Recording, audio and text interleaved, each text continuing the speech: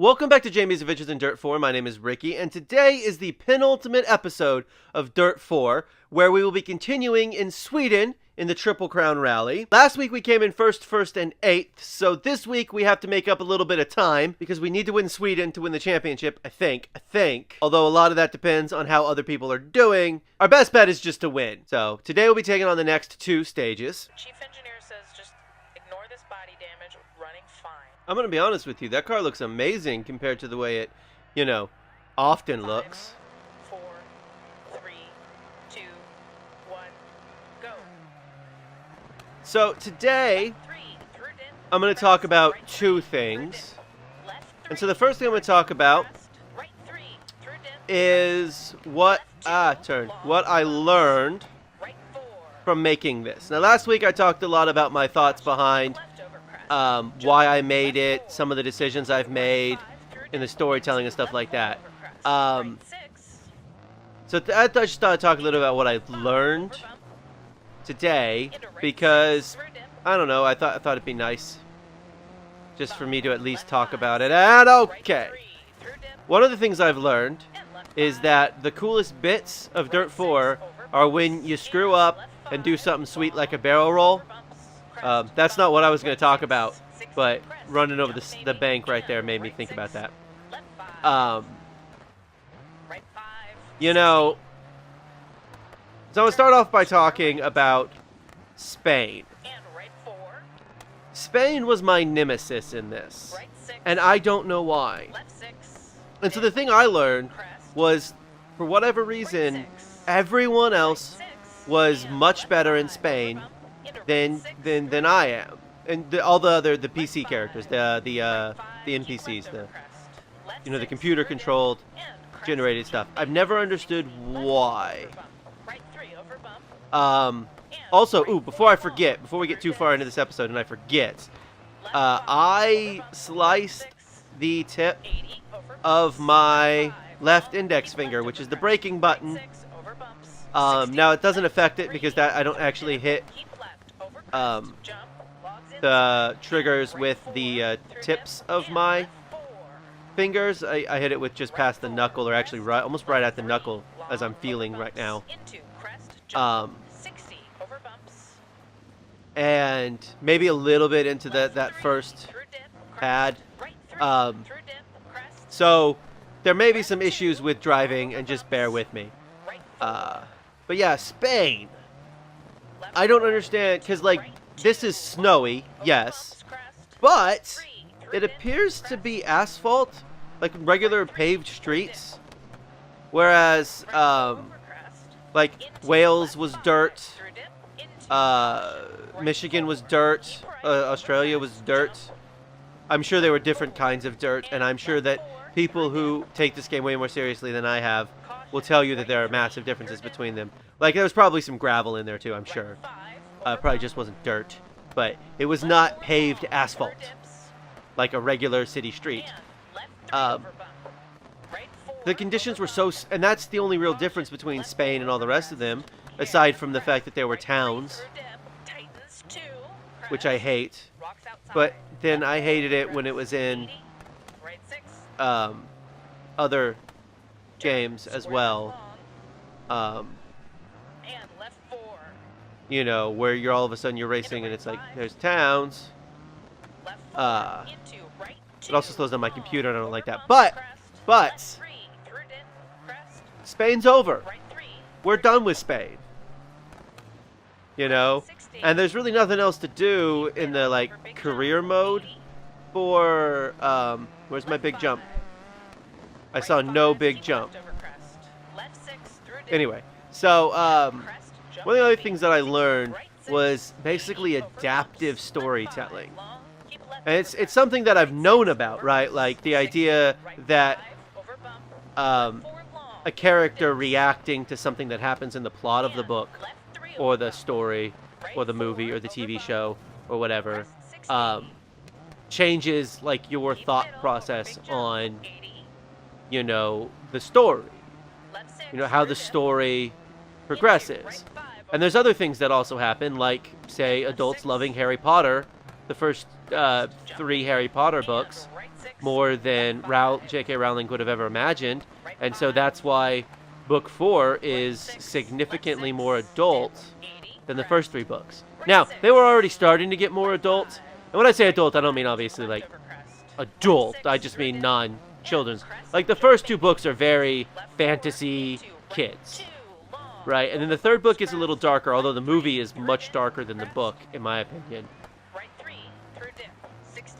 Because there aren't nearly as many bright spots in the movie. Just because, you know, they didn't put, you know, the book is... Anyway, I don't get too much into that. But, like, so... wanting to tell a story, you know... Well, okay, I'll tell you more about it in the next stage. Alright, take her slow to the control. I don't feel particularly good about this stage. At all. Awesome result. Never mind. That was unbeatable. Okay, well, we moved up to first. We weren't in first. I think we were in second or third. I can't remember. So we moved back up to first in the event standings overall. Marginally, mind you, but enough. Let's actually look at the stage results. Yeah, we were 10 whole seconds in front of... Oh, that's really helpful. That Hannah, who's in second place, did very poorly because she finished 8th. The chief engineer says just ignore this body damage. You said that last running time. Fine. The car looks almost exactly the same. Maybe a little more dinged up. 5, 4, 3, 2, 1, go. Okay, so this is like a 9.5 mile one. And it doesn't bode well that the second, that Hannah, I think is who it was, the person who's next, did it in 10.5 minutes. So either it's because she's second in the championship, or not the championship, the event, or everyone's taking a long time to get through this stage. That's okay. Really, the thing that I learned the most in regards to this thing was adaptive storytelling. And I talked about this a little bit last week, so like a drone flying so close to the car that it actually freaked me out, and I think we flipped the car or something. I don't remember specifically what happened. Led to me talking a little bit more about, having to deal with having Jamie deal with some real sexism. And that was fairly early in the thing, and that was an important. Obviously, that was an important story to tell, but I really didn't know how to get into it because the one thing I didn't want was the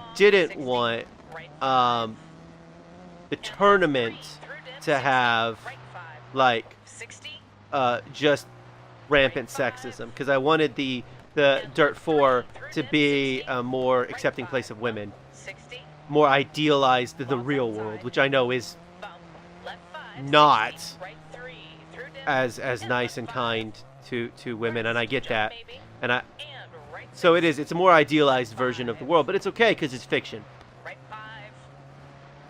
It's what I hope for versus what's real. And that's something else that I sort of learned, is that you can, which I guess I already knew, but it's okay to have an idealized version of the world and still be able to tell interesting stories. The world doesn't have to be a crappy place to tell interesting stories, or at least I think they're interesting.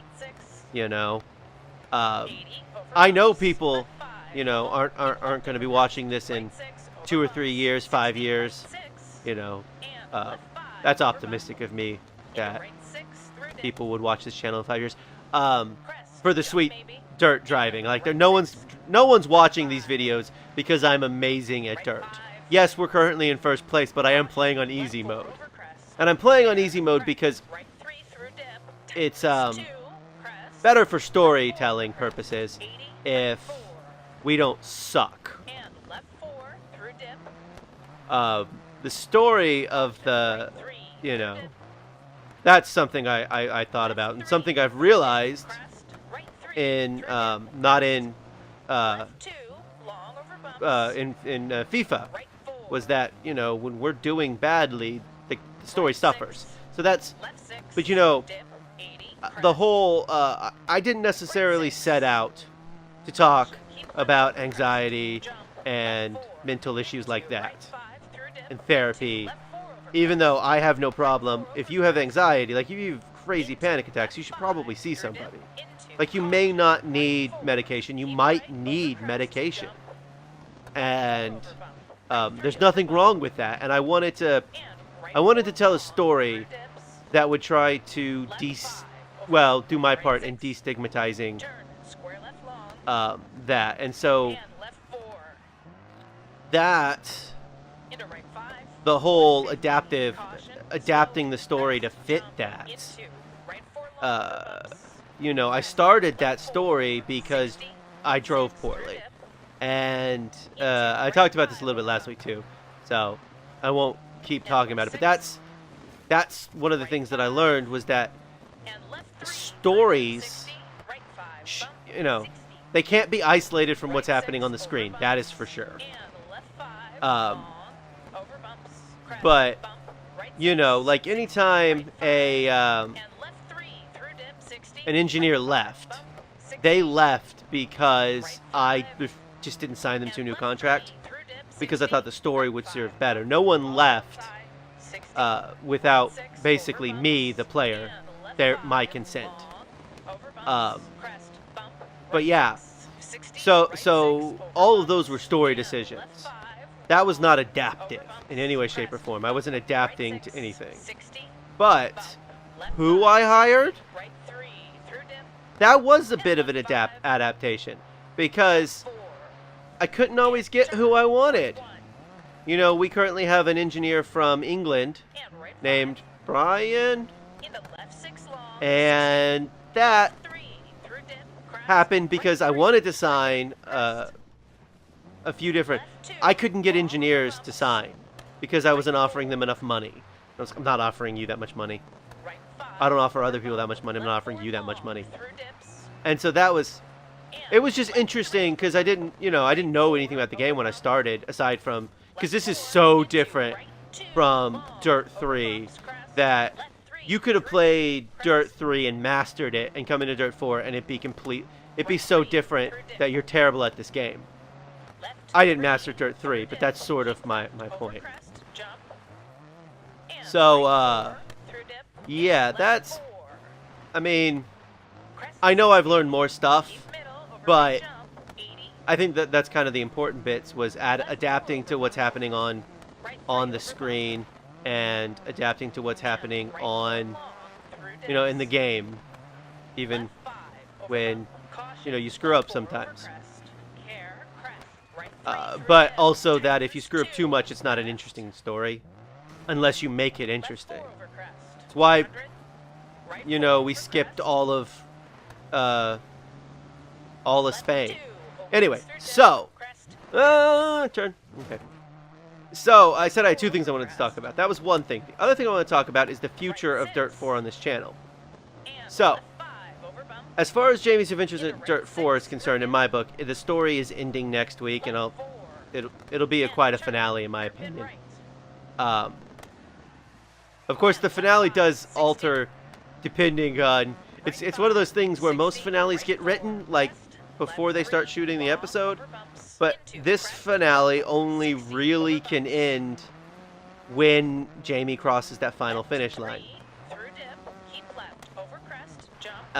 Because, you know, if she comes in second or third, it's less.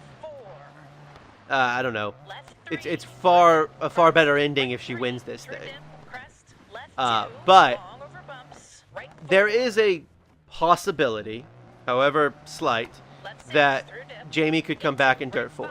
There's a possibility that I might want to keep playing Dirt 4, not right this second, but like on a harder difficulty with a different character, and tell a different story, and maybe not even utilize the same the career mode, but instead of using career mode, create my own career mode, basically.